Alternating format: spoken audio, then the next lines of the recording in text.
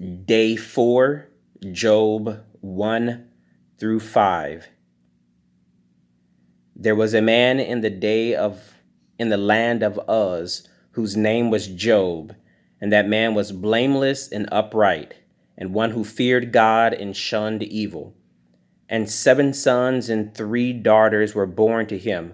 Also his possessions were 7,000 sheep, 3,000 camels, 500 yoke of oxen, 500 female donkeys, and a very large household, so that this man was the greatest of all the people of the East. And his sons would go and feast in their houses, each on his appointed day, and would send and invite their 3 sisters to eat and drink with them.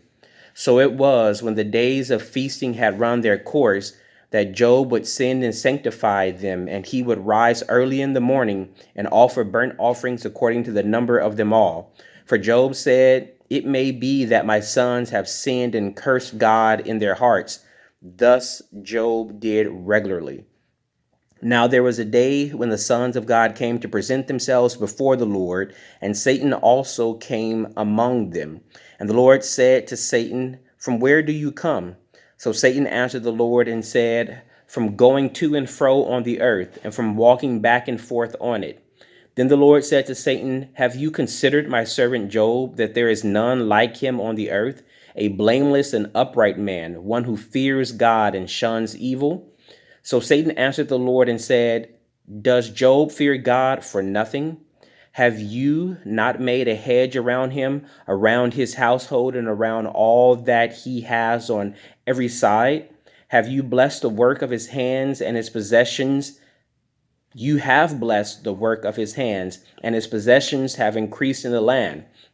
But now stretch out your hand and touch all that he has, and he will surely curse you to your face." And the Lord said to Satan, "Behold, all that he has is in your power. Only do not lay a hand on his person." So Satan went out from the presence of the Lord. Now there was a day when his sons and daughters were eating and drinking wine in their oldest brother's house. And a messenger came to Job and said, "The oxen were plowing and the donkeys feeding beside them, when the Sabeans raided them and took them away. Indeed, they have killed the servants with the edge of the sword, and I alone have escaped to tell you."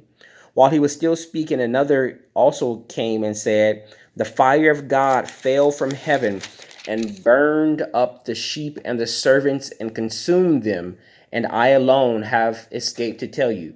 While he was still speaking, another also came and said, "The Chaldeans formed 3 bands, raided the camels, and took them away, yes, and killed the servants with the edge of the sword, and I alone have escaped to tell you."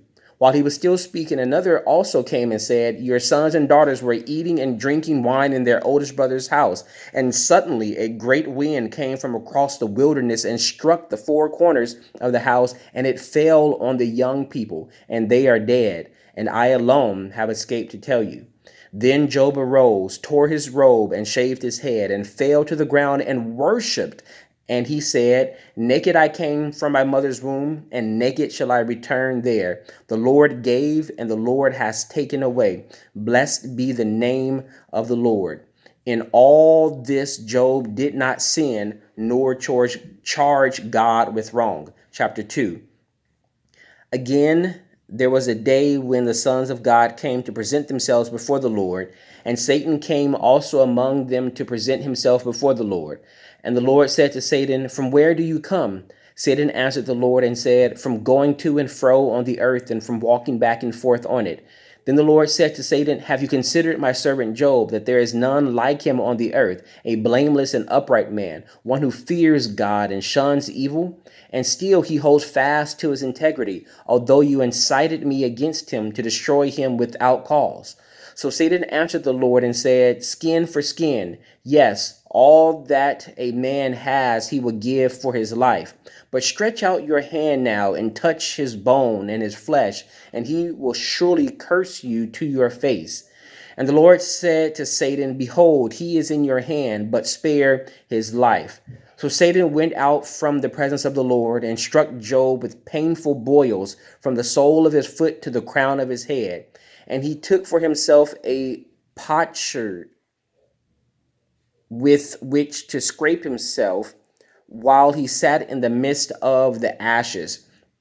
Then his wife said to him, "Do you still hold fast to your integrity? Curse God and die." But he said to her, "You speak as one of the foolish women speaks. Shall we indeed accept good from God, and shall we not accept adversity?" In all this, Job did not sin with his lips. Now, when Job's three friends heard of all his adversity that had come upon him, each one came from his own place. Eliphaz the Temanite, Bildad the Shushite, and Zophar the Naamathite. From they For they had made an appointment together to come and mourn with him and to comfort him. And when they raised their eyes from afar and did not recognize him, they lifted their voices and wept. And each one tore his robe and sprinkled dust on his head toward heaven. So they sat down with him on the ground 7 days and 7 nights, and no one spoke a word to him, for they saw that his grief was very great. Chapter 3. After this, Job opened his mouth and cursed the day of his birth. And Job spoke and said, "May the day perish on which I was born, the night in which I was said, a male child is conceived. May that day be darkness. May God above not seek it, nor the light shine upon it. May darkness and the shadow of death claim it. May a cloud settle on it. May the blackness of the day terrify it. As for that night, may darkness seize it. May it not rejoice among the days of the year. May it not come into the number of the months. Oh, may that night be barren. May no joyful shout come into it. May those curse it who curse the day, those who are ready to arouse Leviathan. May the stars of its morning be dark. May it look for light, but have none, and not see the dawning of the day, because it did not shut up the doors of my mother's womb, nor hid sorrow from my eyes. Why did I not die at birth? Why did I not perish when I came from the womb? Why did the knees receive me, or why the breast that I should nurse? For now I have lain still and been quiet.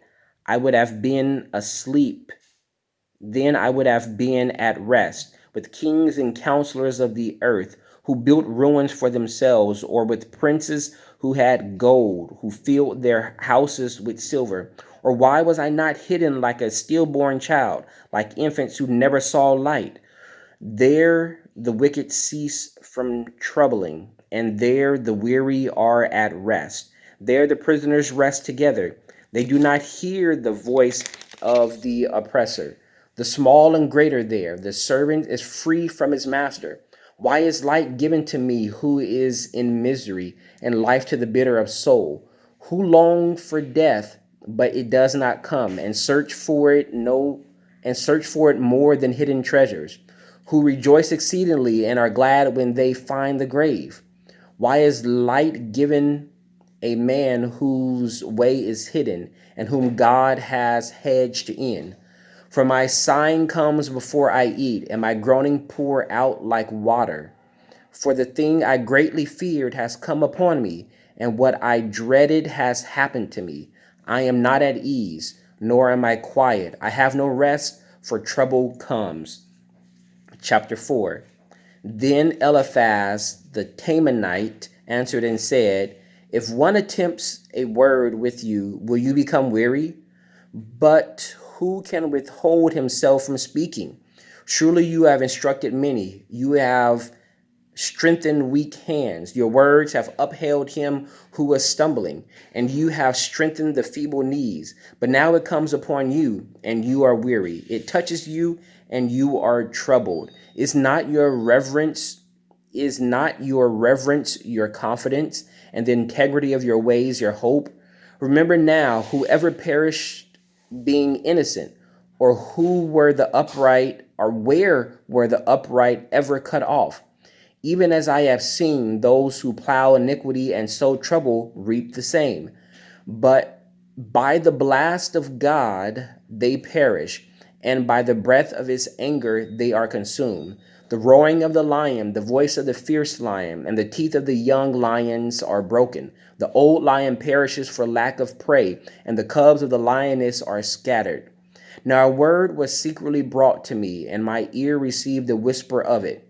In disquieting thoughts from the visions of the night, when deep sleep falls on me, fear came upon me and troubling, which made all my bones shake. Then a spirit passed before my face. The hair on my body stood up. It stood still. I could not discern its appearance. A form was before my eyes. There was silence. Then I heard a voice saying, "Can a mortal be more righteous than God? Can a man be more pure than his Maker? If he puts no trust in his servants, if he charges his angels with error, how much more do those who dwell in his house of clay, whose foundation is in the dust, who are crushed before a moth? They are broken in pieces from morning till evening. They perish forever with no one regarding. Does not their own excellence go away? They die even without wisdom." Chapter 5. Call out now. Is there anyone who will answer you? And to which of the holy ones will you turn? For wrath kills a foolish man, and envy slays a simple one. I have seen the foolish taking root, but suddenly I cursed his dwelling place. His sons are far from safety. They are crushed in the gate, and there is no deliverer, because the hungry eat up his harvest, taking it even from the thorns, and a snare snatches their substance. For affliction does not come from the dust, nor does troubling spring from the ground. Yet a man is born to trouble as the sparks fly upward.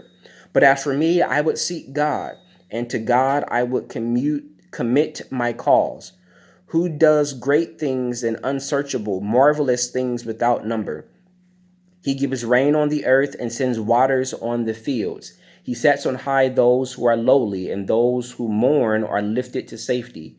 He frustrates the devices of the crafty, so that their hands cannot carry out their plans. He snatches the wise in their own craftiness, and the counsel of the cunning comes quickly upon them. They meet with darkness in the daytime, and grope at noontime as in the night. But he saves the needy from the sword, from the mouth of the mighty, and from their hand. So the poor have hope, and injustice shuts her mouth. Behold, happy is the man whom God corrects. Therefore do not despise the chastening of the Almighty. For he bruises, but he binds up. He wounds, but his hands make whole. He shall deliver you in 6 troubles. Yes, in 7 no evil shall touch you. In famine he shall redeem you from death, and in war from the power of the sword. You shall be hidden from the scourge of the tongue. You shall not be afraid of destruction when it comes. You shall laugh at destruction and famine, and you shall not be afraid of the beast of the earth.